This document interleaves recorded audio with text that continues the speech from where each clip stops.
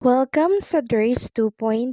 Fresh at nagbabagang happenings bang hanap mo? Mga padabarkads man yan o mga trending topics? Pwes, sagutin natin yan. Kaya naman isubscribe nyo na ang ating channel para sa mga nagbabagang balita everyday. So, ayun, welcome back again sa ating YouTube channel, mga kadabarkads. And for today's video, isang makabuluhang talakayan na naman ang ating pag-uusapan ngayong araw po ng Lunes. Siyempre, pag-uusapan din natin itong usapin na kinakaharap ngayon ni Bossing Vic Soto tungkol dito sa Pepsi Paloma. Pero bago ang lahat, narito ang ilang kaganapan sa Itbulaga ngayong araw po ng Sabado. So, ang Itbulaga po ay pre-recorded. Okay, pre-recorded, hindi po sila live ngayong araw ng Lunes. So, kanina, unang arangkada pa lamang po ng Itbulaga ang bumungad sa atin na itong mga singing queens na talaga namang dumagdag sa pagpapainit po ng panonood ng Itbulaga ng mga online at televiewers. So, dito po sa pre-recorded ng Itbulaga kanina ay wala pa din po si Bossing Vic Soto. So, marami pa din po naghahanap sa kanya. Ulitin ko lamang, pre-recorded. Nang na-record ito, wala po si Bossing Vic Soto. Kaya wala siya ngayong araw po ng Lunes dito po sa na-record nila or na-tape na episode. So, kanina po inilabas ng Itbulaga itong kanilang panibagong segment na kung saan talaga naman pong nagkagulo ang mga online viewers sa live chat po ng Itbulaga sa YouTube channel. Ano ba yung bagong segment na yan ng Itbulaga? Walang iba kundi po ang magka-pares overload. So, itong si Miss Topsy ay nagbalik. So, na-miss natin siya, di ba? Pero kakaiba itong magka-pares overload na to dahil ito po ay may koneksyon ngayong buwan ng PEV-IBIG. So, nauna na pong inanunsyo ng TBJ Facebook page na magkakaroon sila ng bagong segment. Ito nga yung Dabarkads True Love Story. So, meron silang dalawa doon, di ba? Dalawang guests na mayroong mga kasama po or mayroong mga kapareha. Then, nagkwento, di ba? Nagkwento ng tungkol sa love story nila. And then, meron silang mga talent na pinakita. So, yung dalawang magkasintahan na yun. Tapos, syempre, kung sino yung mas magaling, pakatapos ng love talk, nagpakita naman, di ba, ng mga talent. Then, kung sino yung magaling sa mga talent na pinakitang yun, magkakaroon, syempre, ng 20,000 pesos. So, ganon. Hindi siya as in a love story portion.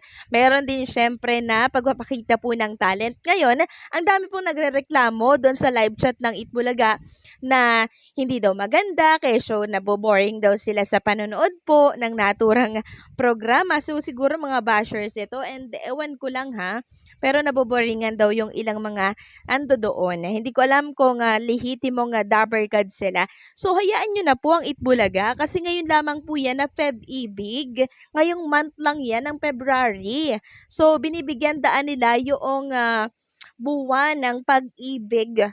'Di ba? Para namang hindi tayo na in love niyan. Kasi ang Itbulaga naman, tinatry nila yung best nila, di ba? Para syempre, makuha yung kiliti ng masa. Tinatry nila yung best nila para syempre, mapasaya po tayo.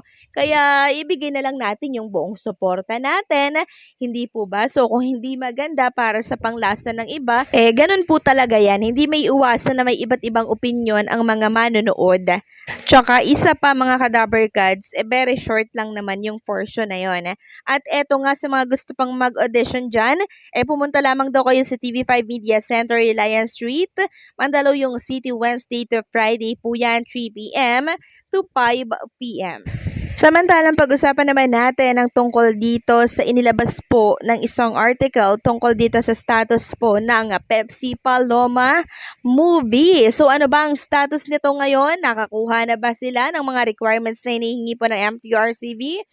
Ayon dito sa nabasa nating article, the MTRCV called attention of Pinoy Flix and Entertainment Production to follow the standard review process and ensure compliance with FIDI 1986, which governs the regulation of films and television content in the Philippines. The MTRCB follows a strict two-stage review process one that's conducted by a 3-member committee and another by a 5-member committee.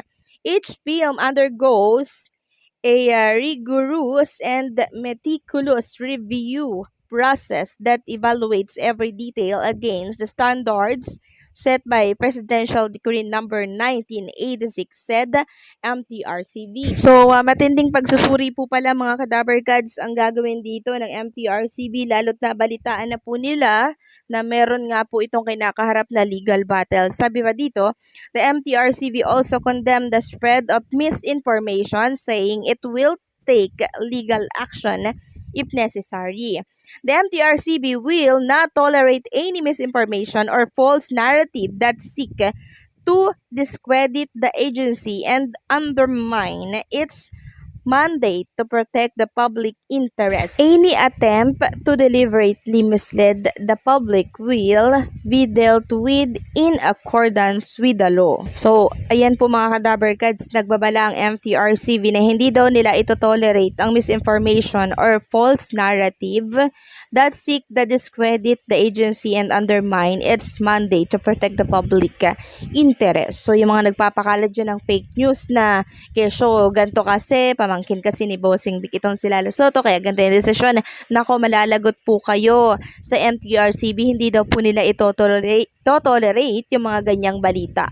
Samantalang si Ma'am Pauline Luna Soto naman po ay humagulhol sa pagtatanggol dito po kay Bossing Vic Soto at sa pamilya. Anak nilang si Tali dahil binubuli daw po sa eskwela dahil sa issue ng Pepsi Paloma. Sabi dito, hindi napigilang mapahagulhol ni Pauline Luna Soto sa harap ng korte matapos siyang tumistigo laban sa controversial na direktor na si Daryl Yap kaugnay ng teaser ng kanyang pelikula. Sa nasabing teaser, tahasang binanggit ang pangalan ng kanyang asawang si Vic Soto bilang isa sa di umano ay may kinalaman sa nangyari kay Pepsi Paloma. Ang matinding dagok sa pamilya ni Soto ayon kay Christopher Min, labis na naapektuhan daw yung pamilya ni Ma'am Paulina Luna Soto, lalo na ang kanilang anak na si Tali na nakakaranas umano ng matinding pambubuli sa kanyang eskwelahan. Hindi raw naiwasan ng ilang bata ang magbato ng malisyosong mga biro at panunokso kay Tali na siyang nagdulot ng labis na lungkot sa bata.